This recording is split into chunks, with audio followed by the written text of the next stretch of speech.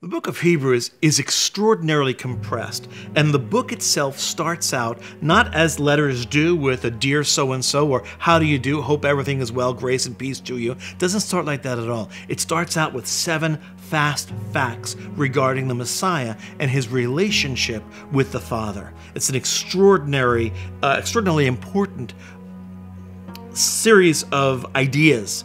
All 4 verses, 1 sentence, all at once. And the first thing we know about the Messiah is that he has been appointed heir of all things. He is indeed the heir of the entire cosmos. The second thing related to it, he's not only heir of the cosmos, he actually was God's instrument of creation.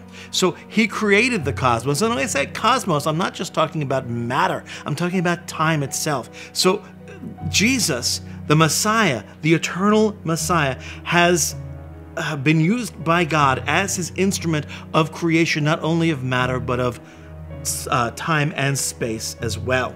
So he is also the radiance of God's glory.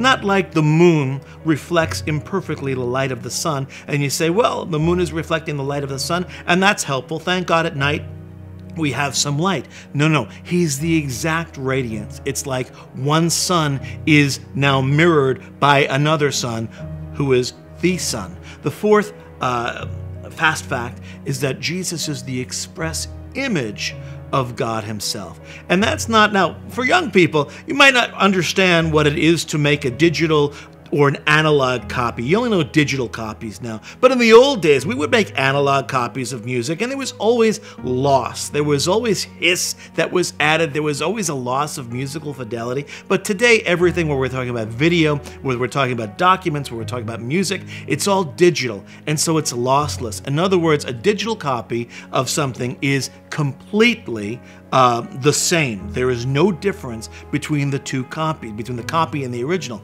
And so, too, is Jesus the express radiance of God. He is the exact representation of his nature and of his character. Looking at Jesus, you truly do see God, not a watered-down version, but God himself. We also know that Jesus maintains all things by his authority. That means truly when we say Jesus has the whole world in his hands, we're not singing a lie. That is true. Not only time and space, but everything, he holds it together. And now personally, we learn also that he has made purification for sins. And of course, the book of Hebrews is very much concerned, the entire center part of the book is concerned about developing that particular theme of as to just how Jesus made purification for our sins. And the best part of all is the 7th fast fact, which is that his work is done and he is now seated at the right hand of God himself, his Father.